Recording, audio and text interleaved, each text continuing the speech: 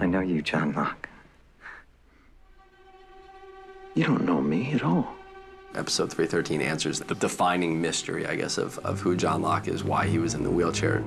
I was excited to find out how was he injured, because, I mean, the fact was he was in a wheelchair, now he's not. What did you do? John. Hopefully nobody would have suspected that his father pushed him out the window of an 8-story building. What's her number? You okay? We're shooting Locke's fall. Our first shot was Kevin Ty bum rushes Terry O'Quinn, and they disappear behind a beam. But then, as they come out on the other side, it's no longer Terry O'Quinn, it's actually a stunt double on stage. Tom, our stuntman, is going to run backwards towards the window. Just before he hits, Mike Sua is going to blow out the window, and we will do this. Action!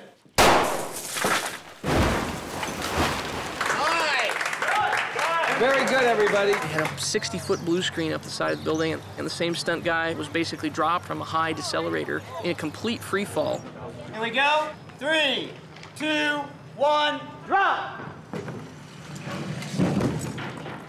Great. And then we wanted to have a shot that you could tell that it was Terry O'Quinn and not a stuntman. They strapped some wires to me and put me over a big pad and basically just lowered me down. A little fast, a little slow, but it was fairly pleasant. And we put this together, and I just think it looked really good, and it was really scary, and it surprised a lot of people. Tell me, John, did it hurt? The proverbial shoe is on the other foot because now Locke has the power over Ben. He's very much the one in a position of control, and it was really fun, given how strong Ben is, to see him in scenes with Locke, who has a very similar, powerful energy. How is it that you think you know this island better than I do?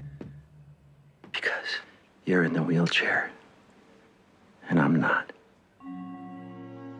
He's being tested because Locke is in some ways competition for him. And that is terrifying to Ben, because he feels, I think, as if the island has betrayed him. As far as Ben's concerned, I don't think Locke's looking at him as a bad guy or a good guy. He's an adversary. Like everything else, I think Locke wants answers. I can tell you where Jack is. I'm looking for the submarine. We finally get to build our sub. Because it's styrofoam, it will float. It's sort of like a giant surfboard. It'll have a steel frame inside, so it'll stay relatively strong, but the styrofoam's pretty tough. A little paint, a little lighting, some atmospheric smoke, I think we should be able to sell it. This is painted and so on to make it look like the top side of a submarine. The actual interior is a different location on a real World War II submarine at Pearl Harbor. Rolling. Turn back. Nice to have that hit. Here we go, let's do it. Okay, here we go, guys, right away. The submarine it's a wild card. It can bring people to the island, it can take people from the island, and Locke says, I don't want to go home. Hey, hold it right there. Come on, down on the ground. I'm sorry, Jack. Sorry for what? 1, 2,